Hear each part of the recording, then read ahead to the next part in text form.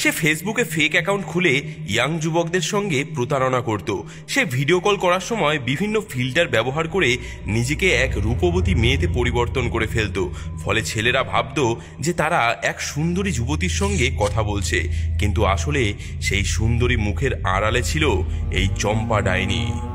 জানু, এই ছোট্ট ঘরে আমি যে আর থাকতে পারছি না, আমার একটা বড় বাড়ি লাগবে। হ্যাঁ, বাড়ি? সোনা, আমি একজন সাধারণ কৃষক, আমি এত বিলাসিতা কিভাবে বহন করতে পারি? জানু, যেখানে ইচ্ছে আছে সেখানে উপায়ও আছে।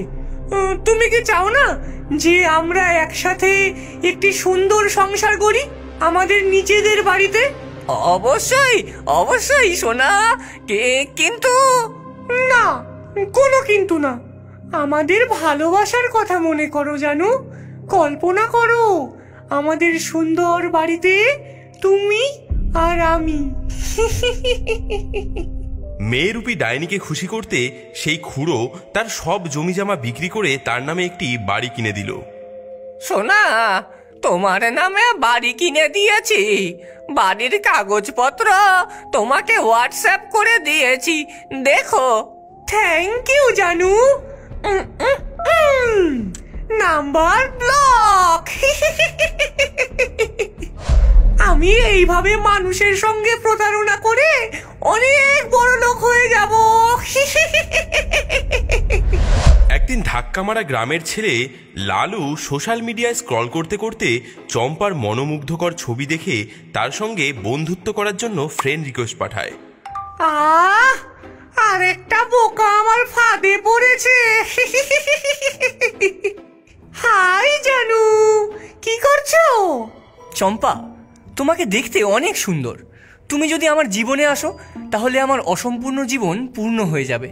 এই চম্পা তারই হবে যে তার সব চাহিদা পূরণ করতে পারবে। যা আমি চাইবো তাই আমায় কিনে দিতে হবে। বলো, তুমি পারবে? চম্পা, আমি তোমার জন্য অসম্ভবকেও সম্ভব করতে পারি। আমি তোমার জন্য চাঁদ এনে দিতে পারি। তুমি শুধু বলো তোমার কি লাগবে। মাছ টোপ খেয়ে নিয়েছে। ও আমার সুন্দরী চম্পা, তুমি এত ছোট জিনিস চাইছো কেন, যেখানে আমি তোমার জন্য গোটা ব্রহ্মাণ্ডও এনে দিতে পারি। আইফোনের যেই মডেলটা এখনো মার্কেটে লঞ্চই করেনি, আমি সেইটা তোমাকে কিনে দেব, মানে আইফোন 20 প্রো ম্যাক্স। ওয়াও, তুমি কত রোমান্টিক জানু। কিন্তু আমার থেকে এমন গিফট পেতে গেলে আগে তোমার আমাকে কিছু গিফট দিতে হবে, তাহলেই আমি ওটা দেব। আচ্ছা জানু, তুমি কি গিফট চাও বলো। শোনা, তুমি যে আমাকে ভালোবাসো সেটা প্রমাণ করার জন্য তুমি আমাকে এমন একটি বাইক দেবে যেটি তেলে নয় বরং কি জলে চলবে। ভেবে দেখো শোনা, তুমি আর আমি ওই বাইক করে মাইলের পর মাইল ঘুরে বেড়াবো। আচ্ছা জানু, তাই হবে। ডাইনি সেদিন তার জাদু মন্ত্র দিয়ে তার গ্যারেজে একটি বাইক বানিয়ে ফেলে, যেটি সম্পূর্ণ জলে চলে, এবং লালুকে সেটি গিফট করে দেয়। ওহ, খুব সুন্দর হয়েছে জানু বাইকটা। ওয়াও। তুমি জানো আমার বাবা কত বড় লোক?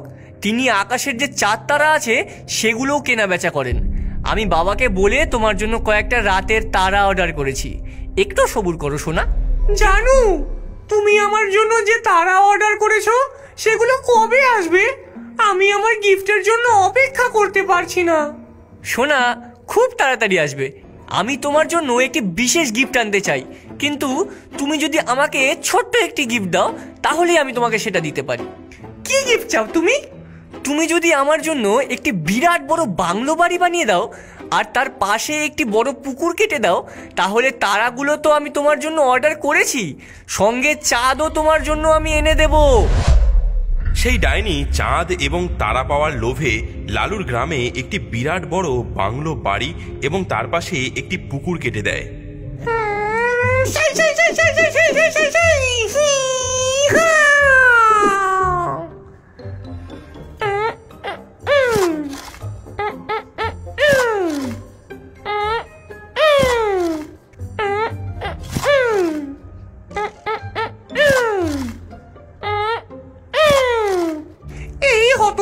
ছেলেটা কি চালু, একবার এই পুকুরটা কেটে ফেলি, তারপর জিনিস নিয়ে ওকে ফুতুর করে দেব। IPhone 20 pro max, diamond necklace, diamond ring, চাঁদ তারা সব চাই আমার। ওরে বাবা গো, এই মাটি কাটতে কাটতে হাড়গোড় সব গেল রে। গেলুম রে। হ্যাঁ, সাবাস সাবাস লালু, তুই পেরেছিস বদলা নিতে, আমার বদলা তুই নিতে পেরেছিস। সাবাস লালু।